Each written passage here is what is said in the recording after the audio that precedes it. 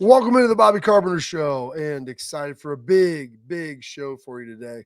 Gonna be a lot of fun. It is March Madness Friday, so you're probably recovering a little bit from Thursday late night.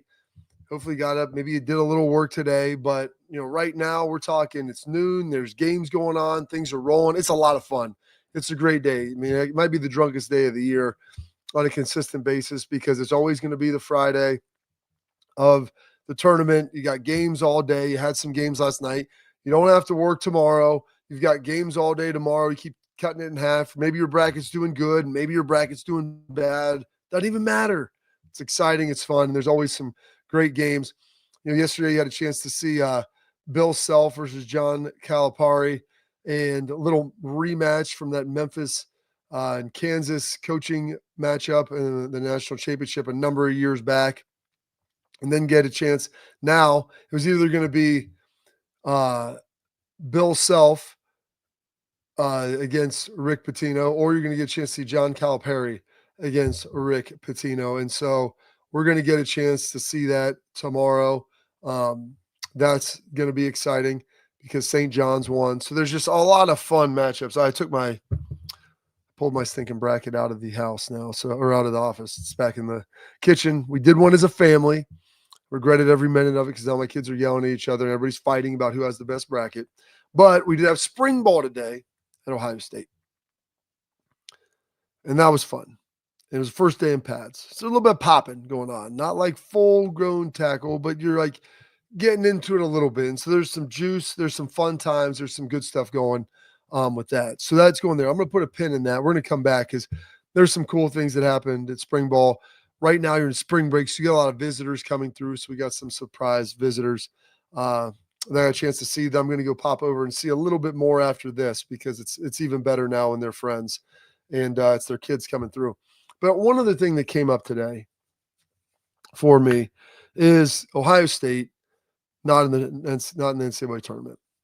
And this is a bigger Ohio State, even kind of college sports conundrum that's happening. And it comes down to the idea of finite resources. In an infinite era of resources where everybody thinks you can just do whatever you want, whenever you want, and I've talked to Ross Bjork about it, at length. And it's funny, he had a joke for me today. He's like, the answer is money. Now what's the question? Because that's what really solves it all. And so there's people lamenting the fact Ohio State wasn't in the tournament. You look at Rick Pitino, who no one was hiring him before St. John's. I mean, he was coaching in Greece 4 years ago, for heaven's sake. I mean, he had Ionia, battled his way back. I mean, he's been everywhere. And give Rick Pitino credit. He may take his fourth different school to a Final Four. I mean, that would be an unbelievable testament. He could win an NCAA championship with 3 different teams, which is wild to think of that would be the case. So has a chance to potentially be able to do that. But John Calipari, he's available or was available. And there were rumors that he wanted to come to Ohio State this offseason. People are like, why didn't we hire John Calipari? Why didn't he come in? I'm like, first of all, they hired Diebler. We're spending the money. They got to, they couldn't spend another $3.5 million a year to get Calipari. He said he would take in less than he had at Kentucky. That might be true. But talking about Ohio State Athletics Department that, despite making over $250 million a year, operates at about a $250 million a year expense level too. So they really net out at zero. And that isn't a Ross Bjork thing. That's what he inherited. That was what was going on. We have 36 varsity sports at Ohio State, which is great. And then people are saying, hey, well, we still need to pay our basketball coach. And so everybody wants Ohio State. They want them to be Alabama in football, Kentucky in basketball, and Stanford and everything else. And everything like that costs money. And so the football team, they took up a lion's share of the cash because they've been winning and they won a national championship. And so with that, if John Calipari came to Columbus, you're talking probably $7.5 million, whatever he's getting paid in Arkansas, but that ain't the end of the expend because he's going to want another $4 to $6 million in NIL, which you're not going to be able to have that at a place like Ohio State for the basketball program. Now, maybe he could have raised it. Maybe he would have been able to handle it, I guess. But really, he also is at Arkansas where they're a 10 seed in the tournament. Ohio State was a win or two away from being an 11 seed. Now they won and they advanced and they're good, but you can't be everything to everyone. And I'm not ready to throw Jake Diebler out with the baby out with the bathwater either. Like, he inherited a tough situation. They played really good at times this year. They struggled at times this year. But I was going back and forth earlier today with some people on X about this, and I was distraught about it because there were people that were so passionate, as if like Ohio State, they were making bad choices, they weren't doing the right thing, and this was a bad, dumb move, dumb situation. And I it's not that at all.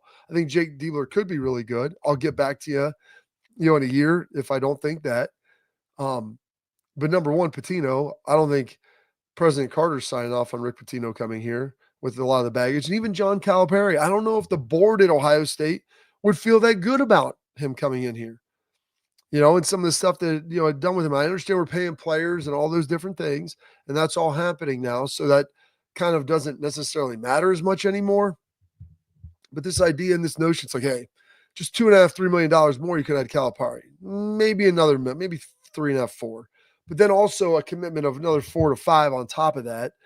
And so now you're talking about $10 million, which you got to pay the football program. By the way, the women's ice hockey team at Ohio State, they won the national championship. They're in the Frozen Four.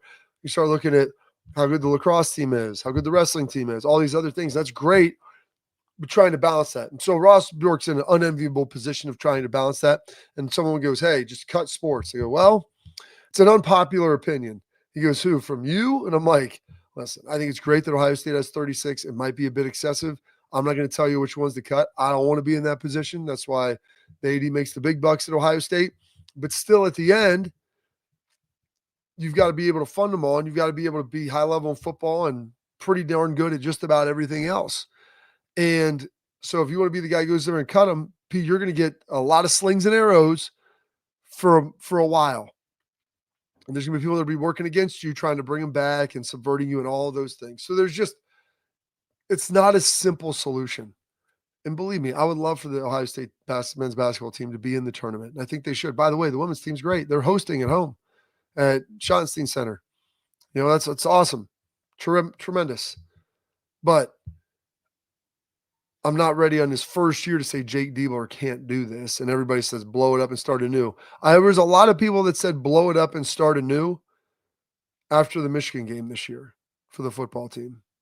And that turned out all right. So I've never been a big fan of when you think you have the right person, they're made of the right stuff, they do things the right way. Are there maybe some errors at times, potentially? Are there maybe some different coaching philosophies you disagree with or you do differently? Yeah, that's always going to happen. I don't agree with Ryan Day on everything. I don't think if he does something differently than I agree on, I should say he'd be fired. I believe two intelligent people can disagree on something and still make it work, and it can still be, and you can still have different philosophies, and both can be right sometimes. Just because one doesn't work out the way that it should, or maybe wasn't as successful, doesn't mean that it's always inherently wrong. And so I try to always take that perspective. And so with Jake Diebler, I'm going to give him a chance, and I'm going to say, hey, the guy's a good recruiter. If he can't recruit, then that's a big problem. Are there going to be some coaching bumps and bruises along the way? Yeah, it's his first time as a head coach. But at the end of last year, when they were winning 6 or 7 games at the end, when they beat Purdue last year when they were number 1, when they beat Purdue on the road this year, when they beat Kentucky and were dominating that game by 20, yeah, that looks good. And when you lose to Northwestern, when you lose to Iowa, when you lose twice to Indiana, especially up by 10 at the end of the season, yeah, I agree with that. I'm not going to sit here and absolve him from everything, and I don't think he wants absolved. I think he has no business. I don't think he has any interest in that. He's going to own that. But there's room for improvement, and that can happen at each and any time. And so that can always be there. So that's today's Health Minute. Anybody can get in on that. And is Schleg's back still, or did he disappear? What happened to him? Like, is he around?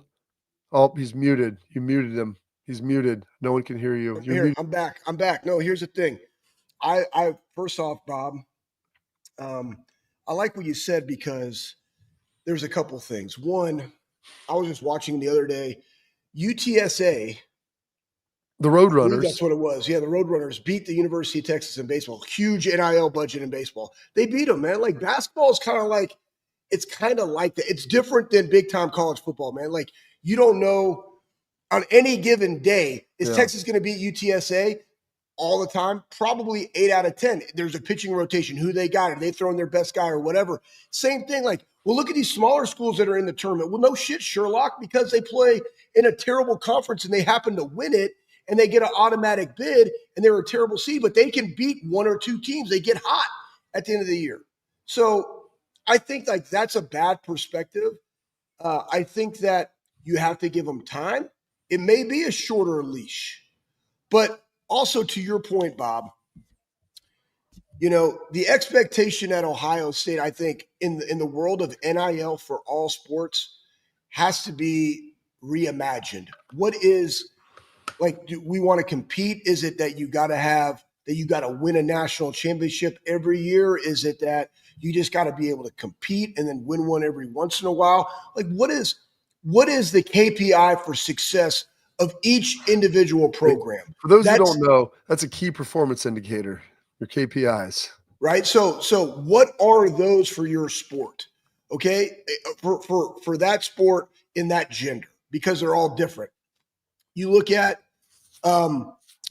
men's lacrosse. I'm gonna use Nick Myers as an example. They beat Notre Dame. Notre Dame has won back-to-back national championships. And I think they beat Denver, and I think they got Maryland this weekend. Side nugget, but let's look at them. Are they going to be able to just like, hey, here's the NIL funds? Like, no. The coaches themselves have to go schedule event. Like, they got to think outside of the box. Like, how can we generate money, whether it's through the alumni, whether it's for lacrosse enthusiasts in the state of Ohio, whether it's building up the foundation of Ohio lacrosse and making Ohio that hotbed and also recruiting them? Like, what do I have to do as a coach to get the best people that I can? And somebody was like, you know, it could be NIL. You do have to have the Jimmys and Joes, but you also have to have the value prop that we develop you. We set you up for success. All those things, that takes time. I think the culture there is strong because he's been there and done that, and he resonates with the guys.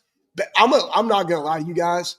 When it comes to like basketball in general and why the NCAA or even especially the pros, I don't like seeing isolation basketball, man. I like really good basketball, and you'll see that in the tournament. You see it better. So I'll watch the women's game. The women's game is but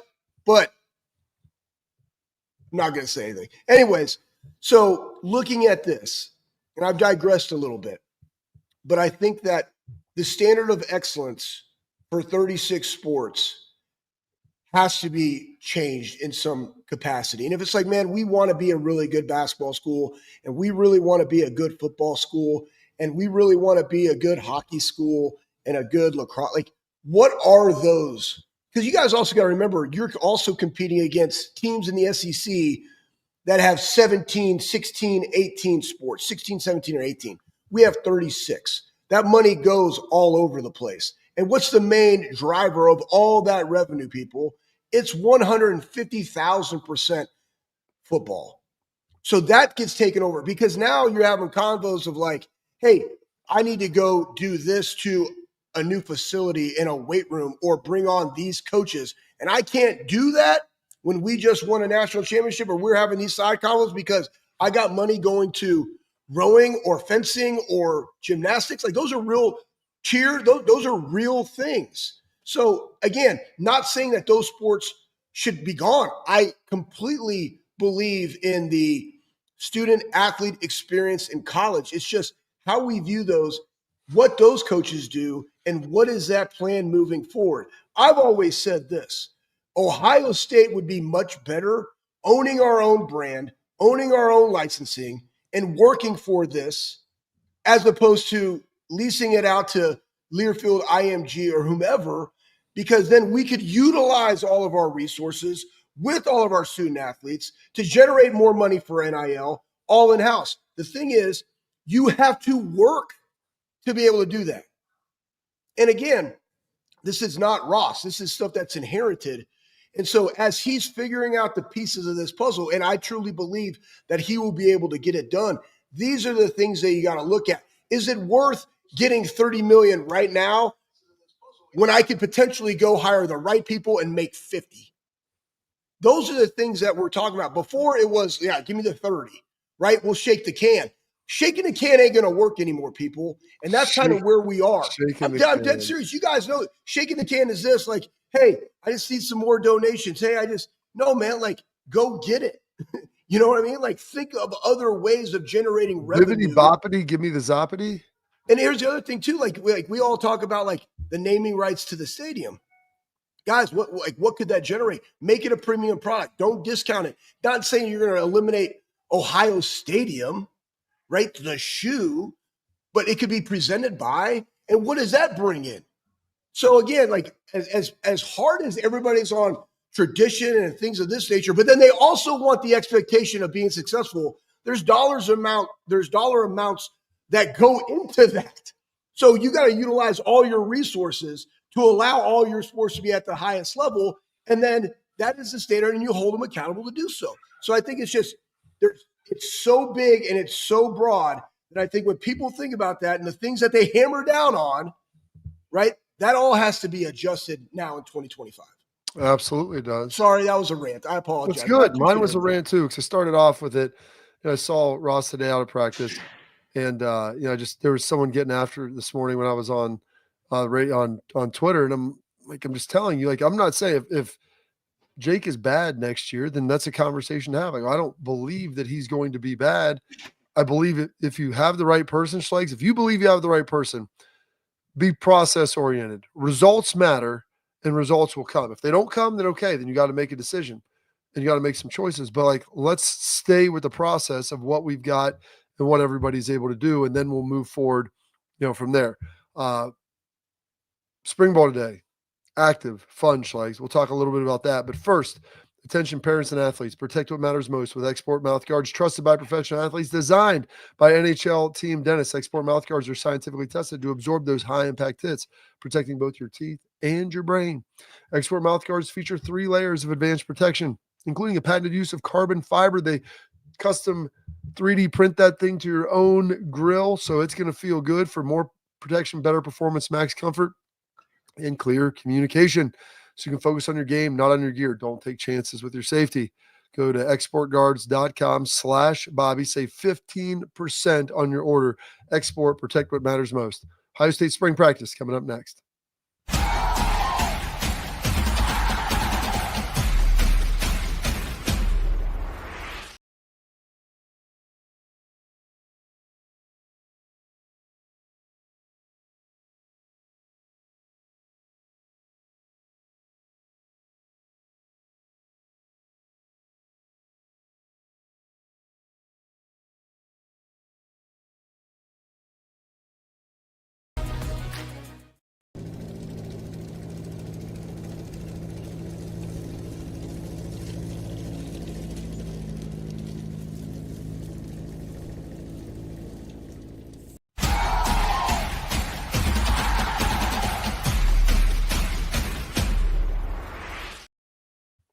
All right, welcome back to the Bobby Carpenter Show. And I know normally we got our tailgate talk coming up at the end, Schlegs. We're going to get to answer your questions. But I did see this from Aaron Combs.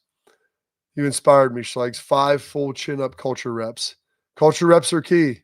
You know what? Have we talked? I just want everybody to know again, culture reps. I think it's really good. Schlegs? Culture rep is when we do it in the weight room. We've always talked about it like just old school stuff, like drop sets. Right. But it's really like that last one. It's just good dudes do good reps. Like that's kind of the deal. And so, when you like, it's just holding somebody account. It could be like, hey, man, I'm dead serious. Right. I gave somebody a job to laminate because I just want this book of like, proactive stuff, knee health, shoulder health, ankle mobility, stuff like that. Hey, boom, I need these laminated. Culture rep is I'm going to make sure that when I put it in the laminated Doomajig, that it's like lined up, right? And I'm going to put it through the laminator. And when I get done, it's going to be perfect. Oh, it's not perfect. Oh, it's good enough. No, that's not a culture rep. Culture rep is that it's great every single time. And so you can hold your guys accountable. And again, I told you guys last year when I saw Tyleek and who else was over there? JTT, I think who else was there? Now I'm going back. I mean, I've hit a lot of people in my day. Anyways, Jack was there. When I saw Will Howard, doing a culture rep and spit just fly. Like you got 2 more and he's just straining and just spitting out of his mouth and he's squealing a little bit. You know, I'm like, I would never make that noise, right? I don't know. I don't think it was like that, but it was he said just, squeal. it was a strain. It was Oh. a strain. I knew he was all in. That's what a culture rep is, man. So anyways, yes, 5 culture reps. I like that. Today we were getting super bumpy and we did like as many shrugs as you, Kate and I'm like, dude, sometimes you just got to feel the iron, man. Like you got to feed the traps some solid pieces of steel. And like, there's 500 a for point 30. where like I mean, why wouldn't you do that? shrugs, like you feel like you're shrugging and you're not really even moving it. You're just like contracting your traps and it's like not going anywhere. That's why my neck is like my neck and upper back right now looks super girthy because heavy shrugs and heavy neck today. You got a thick cylinder. I wish I could do that. If I do the neck and shrugs, my arms go numb. So I got that going for me, Schlegs. Kind of like Cousin Eddie with the plate in my head, get around the microwave, piss my pants and forget who I am for a half an hour. Ooh, this is a good question. Lunatic Fringe, I like that. We'll save it for tailgate talk. We'll save that. We'll save that, Lunatic Fringe, because it is good. As I was watching, number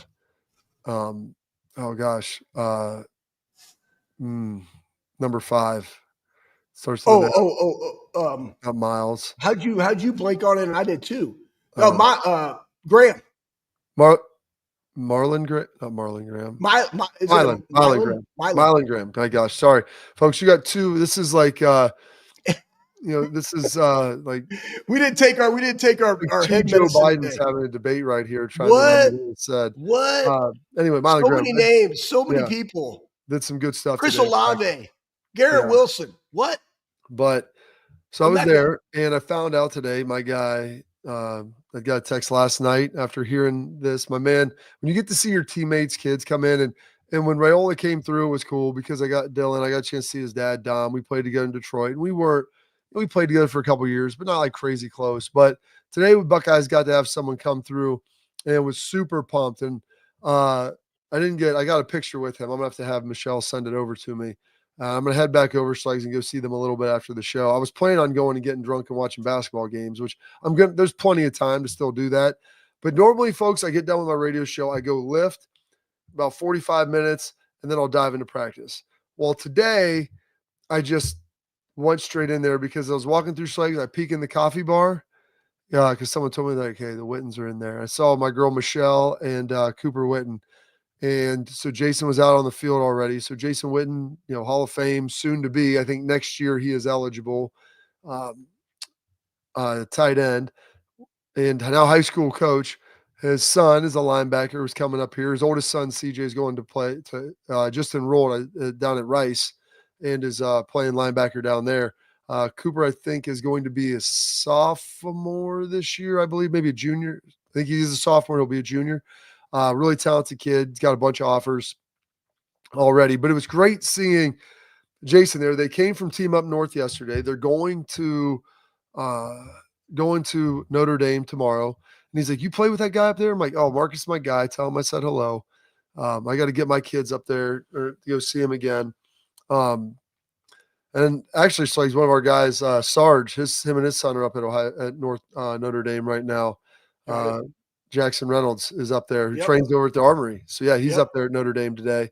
But watching CJ there and getting a chance to talk to Jason and Michelle. And, he's been to Oklahoma, a bunch of places in the SEC, Texas, obviously. And just I enjoy hearing what it's like other places and what people think about Ohio State. And we're friends, so they'll be honest with me. And I was joking. I go, we just got to get you away from Tennessee. And, he's like, hey, I'm letting him make his own choice. And I told him, like I sat there and told him, my dad told me, I go, hey, and that's what my dad did. People go, aren't you going to tell your kid where to go? No, man, you're going to tell them where to go because it's their life. And they're the ones that got to wake up and go to class. They're the ones that got to go practice. They're the ones, Schlegs, that got to give you those culture reps. And then if it doesn't work out the way that they wanted, then you've got to, it's their choice. They got to own it. They got to own those decisions. And it was cool talking to them, to kind of hearing their thoughts. They love the energy at practice, a lot of juice. And it's like, you got a really young coaching staff. So like, yeah, you're gonna have a lot of juice. Plus your staff usually reflects like the energy of what your head coach is. And so you've been around Ryan, you see how he coaches, you see how he gets after it. And, there's a lot of passion there for how he coaches and what he does. And so the whole staff, they loved the energy with it. And that was exciting for me because I would love to have one of my friends' sons here, especially the fact that his dad and mom were both volunteers. Michelle was on like the dance or cheer squad or something down there. But they're Tennessee through and through. And I love that his dad's letting him make his own decision. I think he had a pretty good time. So I'm pumped about that. Hopefully we'll get him back here again, Schlegs.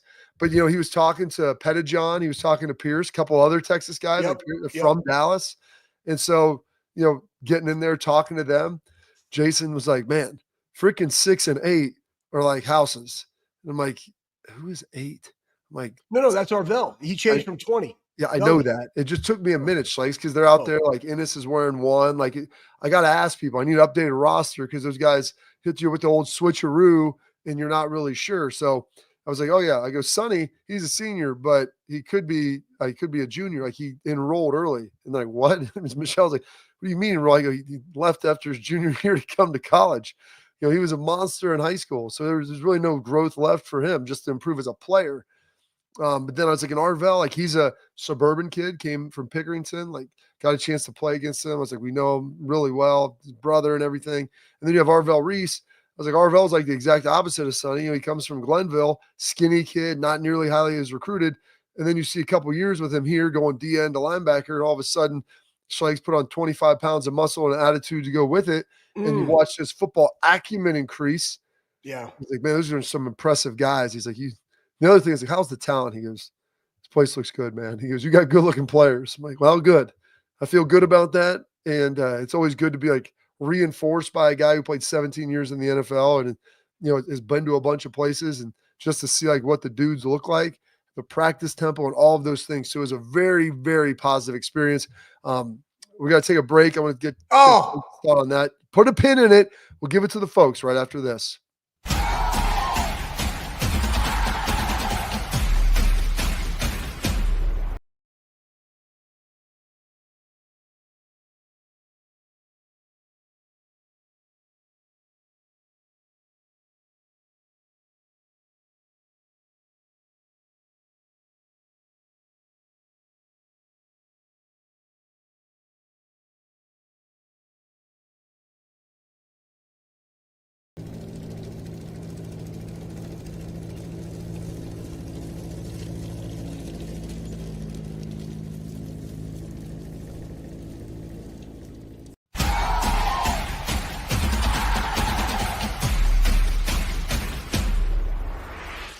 All right, welcome back in the Bobby Carpenter Show. And I was just telling a little bit about Jason Witten and everything that they were telling me. Just the third party perspective that you can get like a good sounding board of like what other places are like and what Ohio State's like to relative to other places from a guy who played, who gets it, who you understand is going to like be a very objective about everything because he has no ties here other than one of his buddies played here back in the day. So it was good, but I want to hear kind of your thoughts, Schlegs, on what my monologue was. No, I mean, like, go ahead and put up that thing of Coach Locke. Because I want to reiterate that when former guys come back. You got that, Pat? He's got it. Okay, so Coach Locke made a great statement, and again, right, we've heard that word "soft" like thrown out a lot, but here's the difference. Like, you have a guy who's played 17 years. You have a guy that, Bob, you played a lot of years. I played in the NFL and I coached in the NFL, and like everybody thinks that you've already arrived, but like honestly, players still that want to be great want to be coached really hard. Okay, and you can put that thing up of Locke. It says if your kids are soft, you're soft, right? Take a look in the mirror, and it's right there at the very top, Pat. Like it says Coach Locke on it. All right, so I don't know why I'm printing that, but anyways, so the point is this: I think with Ryan and what he's done on this staff and giving the guys the urgency, a lot of that came from the fact, and again, we talked about last year, Ross gave Ryan some autonomy, like go hire Chip Kelly, like because he knew what he needed to take another step in his. President Carter, like you needed a whole sign off on everything going on there. So yeah, so like, all right, cool. So you know more of the ins and outs than I do. So anyways, it's like that allows you to bring people in, but it also allows the head coach, which is what Urban did really, really well, to stand back and see the 30,000-foot view and coach the coaches just as hard as you coach the players, because he ultimately know, we all know this, like the players will only do what you coach them to do. And so when I have a coaching staff that's very different, themselves, that are coaching their guys really hard. And again, how do you equate playing physical and tough and the word soft in the running back room? The number one indicator of that is how you pass pro. Yep. The number two would be, how do you run block for a teammate when you got two running backs in the backfield? We saw the results of hard, tough coaching in the running back room this season with Q and Trey. Q, first time in the building, right? Completely adapted, needed coach lock, set himself up for success at the next level, right? Trey needed Q and coach lock in that competitive excellence.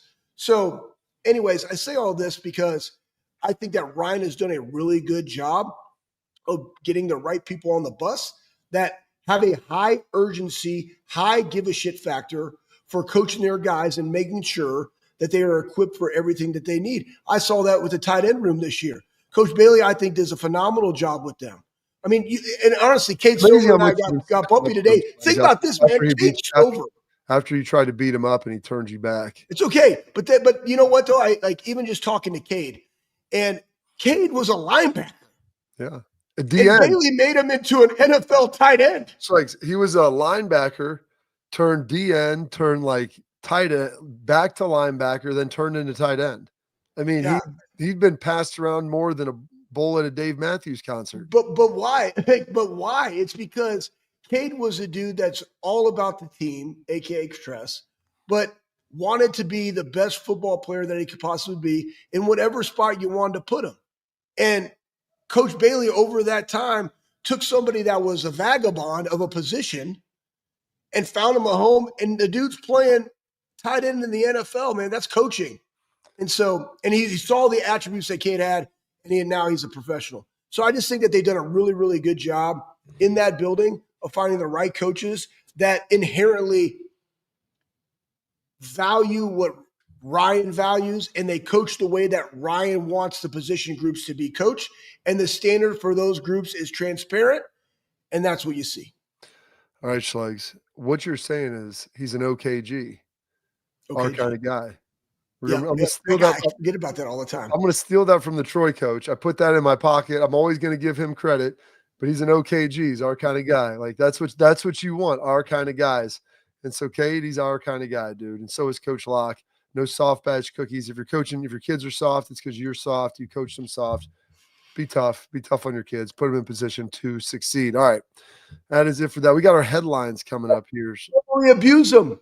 Just let you guys know that we're just talking. Like, guys, well, I mean, there's times where I probably got beat to the point of it would be considered modern day abuse for sure. This wasn't like 1950s abuse where like dad's coming home, drinking a bottle and like piping you. But yeah, there were times that I promise you, Schlegs, if I was put in front of a judge today and they were to describe what had happened to me as a child, they would have probably defined that as abuse. And that's okay, because I probably deserved even more of it because I was a defiant little a-hole. So when you have that, you got to beat it out of them. Here's what I love about the staff that's there, and Brian Hartline has done a phenomenal job of this, but when you set the standard and you've established that leadership, and your guys through the culture, aka Emeka and Buka, wants to come back and add value to the younger guys and also holds them to a standard, but also wants them to hold him to that standard and push him, man, that's the sweet spot. And then you have a coach. Who was it, Mylan? No. It was JJ. I remember this quote from Brian Hartline. It was like, during this, they had like a 3-week break there. He's like, I want you to coach me really hard. And he's like, you do? He's like, yeah, I want you to coach me really hard. Okay, I will, right? And it's like, boom. And now both parties know what that looks like. So it's not, everybody gets these emotions and these feelers, that, oh, I hurt my feelers, No, bump that. I'm coaching you hard. And when you have that dialogue with this population, 18 to 22, I'm telling you, man, I really like them because they want to know the why. They want to have some input, but they also want to be coached really hard. But you have to communicate. You have to educate. So anyways, beautiful. All right, well, that's it for that. We got our headlines coming up next, and there are some headlines coming out of Michigan, Schlegs. We will dive into that next.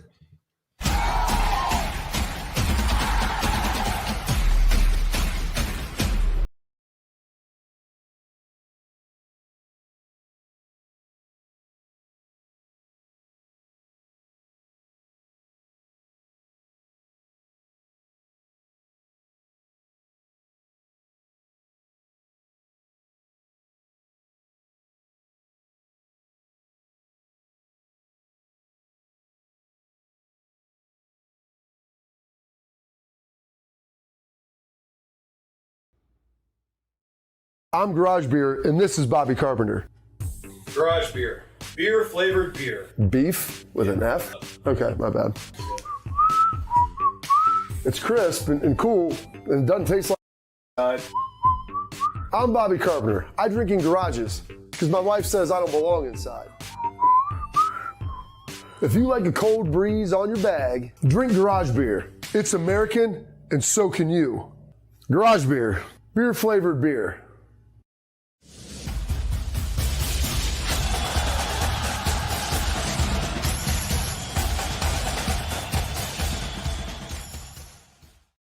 All right, welcome to the Bobby Carpenter Show. Like, subscribe, leave your comments, questions, anything for us. We've got over 10,000 subscribers, and thank you for those watching, whether it's on FanDuel TV, whether it's on Twitter or X, whether it's on YouTube, wherever, Instagram. We throw this stuff all over the place. We appreciate it. And now we get to something that Schlegel loves. Schlegel loves dudes getting indicted. Now, before I say this, you're always innocent until you're proven guilty. Do you know what the conversion rate is for federal indictment Schlegs that go to trial? Oh, man. I want to say probably 92%. So people have always said this. If the feds prosecute you, if they indict you, they got everything they already need. So the prosecution, I saw on the low end 90, I saw on the high end 95. And they said it's because very few of them actually go to trial because they have overwhelming evidence that most people, if you have the different Schlegs between eating a turd raw with a fork and a knife versus saying, hey, we'll give you a plea deal. We're going to deep fry that turd for you and give you some ketchup to dip it in. You're going to take the deep fried turd with a little ketchup because the other option is not as good. Because if you want to fight and you lose, yeah, dude, you're going to get a whole plate of poop. And that's going to be your poop coming out extra fast for the rest of your life. Sounds terrible. So, former Sounds big as shit all the time. Yeah, exactly. World's fastest dumper. That might be something that says about you. Former Michigan offensive coordinator Matt Weiss has been indicted by the feds. It's according to Andy Staples. It's been everywhere now. He got this off justice.gov. So anytime you get a .gov, that sounds like it's fairly significant. According to the indictment, between approximately 2015 and 2023, Weiss gained unauthorized access to student-athlete databases of more than 100 colleges and universities that were maintained by a third-party vendor. After gaining access to these databases, Weiss downloaded the personally identifiable information with medical data to more than 150,000 athletes using the information that he obtained from student-athlete databases and his own internet research. Weiss was able to obtain and access social media, email, and other cloud-based storage accounts of more than 2,000 targeted athletes. Weiss also illegally obtained access to the social media, email, and or cloud storage accounts for more than 1,300 additional student athletes or alumni from universities across the country. That included him seeing pictures being sent and videos back and forth between those individuals that were supposed to remain within private conversation, which means he was doing a real DM slide. Like he was sliding in the DM, R. Kelly in the closet style. Like no one knew that he was actually watching the DM Schlegs. But sometimes I feel like Matt Weiss is watching me. 100% because he was in the closet looking through the peepholes for showtime. So you've got that. So everybody in Michigan's saying, well, this is just him being a pervert and looking at all this stuff. Well, he's also getting into other stuff, third-party vending. And Ohio State alluded to this a while ago when they started talking about the Connor Stallion stuff and everything else, that, hey, there's people inside. There have been people that are inside of some of our systems, if you will. And like it was kind of alluded to, it was kind of talked about. And then all of a sudden this arrest happened, I think last year, 2 years ago, right before the season. And they kind of brushed it off. And like I said, like we talked about, federal indictments take a while, but they've got everything they need. And I think when you pair this with the Connor Stallion stuff, Schlegs, this is a lot of crap, man. It's a lot of stuff here when you obviously are videoing signals, that you're probably in there and there's probably some access to some corporate espionage as far as I want to speculate on what it could be, but as well as I do now how film is shared through third-party clouds, and they would have access into your film and what things are called. You marry all that together, and all of a sudden, you got a pretty damn good idea of what people are doing. And by the way, you might be able to see some DPs that a dude's sending to a lady, or maybe pictures coming back, or who knows. Well, let's talk about. I'll take it to another step. I mean, obviously, gambling, and it's so imperative. Like I was just talking to, this one company that I'm working with to do some sports science stuff for the striking machine, and like they don't have access um, to like the cloud-based data. Like those people have to own it themselves because again, these are the people that are doing sports science stuff with like Real Madrid and like those people, right? Like the soccer world, right? Along with college football. But let's take this. If you want to gamble, and we do fatigue monitoring. So like we'll do a counter movement jump. Some people do ice mid thigh, ISO pull, whatever the case may be, to see what your central nervous system is doing, have you recovered, et cetera, different stuff. What if you got insight into where those players are? And let's just happen to say that you actually know what that means. It's like, oh, dude, like this guy has an asymmetry on his right leg. They said he was hurt, but he came back. Like that leg looks terrible. Like I'm not going to bet on that team or that guy to get this open. You see what I'm saying? Like there's just so many layers to that rabbit hole. And now you take that and like, okay, everybody's on huddle. Back in the day, it was the Exos. It might be the same thing. I don't know. But like everybody's there. Oh, I can access their game, their practice film. Now I see what they call it and match that up with these things. And I have access to all of that, what they're putting in for our week. That's not a competitive advantage. Of course it is. Right. So this is going to go back to like, how secure are these clouds? Like, I don't even know where it goes. Where does it go? Who has access to it? Is everybody? And that's what we're talking about here, man. Like this is it's deep, and I'm interested to see, and I'm not going to speculate just how deep down the rabbit hole all goes. Who knew? What are the emails that came from? Hey, I got a really good nugget. Like, was there an email about that, or was there, a text message about? Check out this DM that. What do you think Carson Beck's DMs look like? Well, even think about this. Like, even that's what I'm talking about in the recruiting process, guys. Even in the recruiting process, hey, don't go after this guy. I just got in his DMs and like he's doing all sorts of stuff. That's real too. That's real too. So, anyways, man. All right, that's it for headlines today. So we got a couple great questions from the chat that I want to get to. So we got our tailgate talk brought to you by Real Truck here coming up next.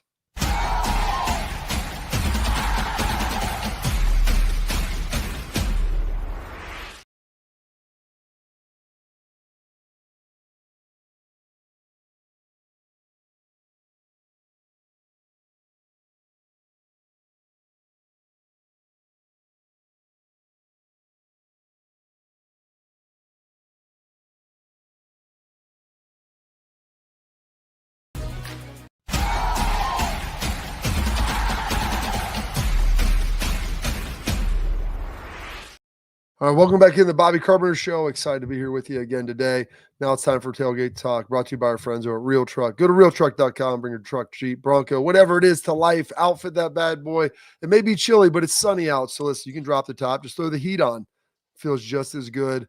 And I'm going to get my Jeep rolling around today. I'm going to drive that thing over to the Woody. It's going to be cold, Schlegs, but it's going to look good. And I'm going to feel good in it. And if I need to get my winch hooked up to the battery so I can use that. So if I need to like pull a car out of a spot or like just rip a tree down, I'm going to do that. That's what I got. That's what I got mine for. It's amazing. Yep. Buckeyes. Guys being dudes. Guys being dudes. All right. A couple questions for you here, Schlegs. We've got one. We got the first one here from our guy, Lunatic Fringe, about where is that, Schlegs? It's about, here it is. Does the strength staff ever work with West Side as far as strength techniques or workouts? Love the show. Go Bucks. That's Andrew Stotts. So Andrew, great question. One, met Louis a couple times. Actually talked to him about the striking machine on a belt squat for some of the fighters that he had in the building. So this is 2015. Tom Berry is now the CEO, RIP Louis. I mean, and again, he did so much for the strength game and dynamic effort, max effort, repetition method. I mean, it's really, really simple concepts. Here's the deal: when you have somebody that's as long in the tooth as Mickey Marotti, like Mick knows what works for his guys because he's been doing it for over 30 years. But you would be stupid not to take nuggets from a lot of great people in the space of human performance, especially somebody that's right down the road in Columbus, Ohio, West Side Barbell. Tom Berry now is the CEO. Tom and I actually talk like probably weekly. And I'll give you a prime example. Like we do sumo deadlifts at Ohio State. And set load, spread the floor, squeeze the glute. I mean, those are great coaching cues. Why wouldn't you take some of those when you go somewhere else? Even talking about dynamic effort and how it is utilized and how you can adapt that to human performance in football. Because again, here's the thing that people forget. Not all these methods, dynamic effort, max effort, repetition method, like they're used all the time. But like, when do you use them? We're not power lifters. They're football players. The one thing that powerlifting doesn't take into consideration is 12,000 yards of running in the course of a week, because your main job is to go lift maximally, like one time all you got. That's very different than running. I'm talking skill position now. Boom, we can even bump it down 10,000 yards for the guys that are the big skill. Then you have the offensive lineman and what that requires. So again, the answer to you is yes. Is it like, oh, they're going to come be a consultant? The answer is there is nobody that's that way. Is it that you can do? Well, let's not forget, Schlegs, they get some of the whatever the hamstring. No, that's West Side. Again, think about this, guys. You got some of their equipment and different things. They have that's the inverse leg curl. Yeah, like, that's a Louis deal, right? The reverse hyper, that's a Louis deal, right? You can buy those on Rogue. Boom, shout out. Like the new bands that Westside just came out with that I'll post on IG and sometimes, like, boom, guess what? Schleg's all cap 20. Boom, get them off right there. Attack and dominate Westside. It might be 10. Schleg's 10. I don't even remember. But anyways, it's for you guys. And I don't make nothing on it. But like Tom and I talked about those bands and their application and how we can make them better. We're always talking, guys, because guess what? When you live in Columbus, Ohio, you got great people in the strength game. You're going to talk all the time, man. And I know Phil was over there a lot. Like, would you think it's safe to say that Columbus is the strength capital of the world? You think about the Arnold, you think about West Side, you think about Ohio State football. I mean, like,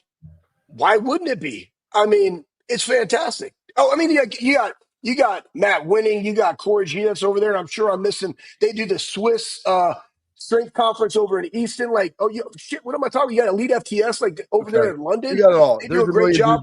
Awesome, man. Million dudes are going to answer. Most of the folks aren't, unless they don't know who all those people are. I know some. It doesn't matter. Buckeyes. I know. It's all good.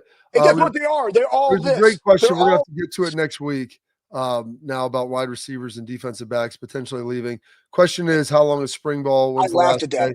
April 12th is the last day of spring practice. Pro day is actually this Wednesday, the 26th. And then they've got the Saddle Up event. Then we'll talk about that some next week. So get out there. But that's it for our Tailgate Talk, brought to you by Real Truck. All right, coming up next, Schlegs, we're going to have our Dude of the Week. And Dude of the Week, it's not a gender, it's a lifestyle. And you don't have any Dudes of the Week, so I'm going to take two of them. Buckeyes, see you next.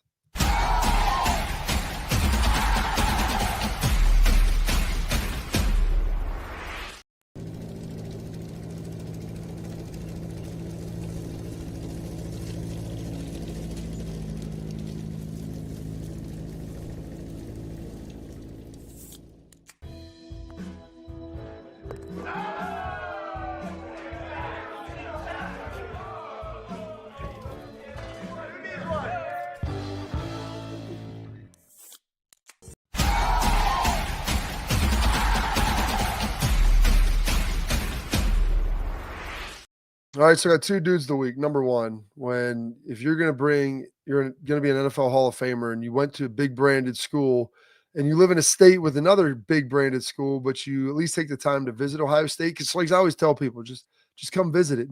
First thing that was said, man, Columbus, you got something going on here. He's like, I didn't realize. Yeah, it's going good. It's a big state, big city, but it's as big as you want it to be. So my man Jason Witten coming up here.